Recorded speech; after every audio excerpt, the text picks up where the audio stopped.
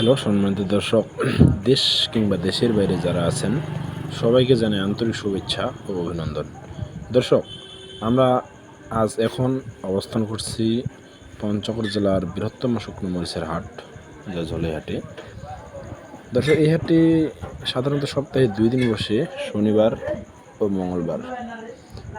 দর্শক, এই হাটে ব্যাপক পরিমাণে শুকনো মরিচের আমদানি হয়, কিন্তু হঠাৎ করে বৃষ্টির কারণে আজকে বাজারে অনেকটাই আমদানি কম, তাই বাজার একটু বেশি।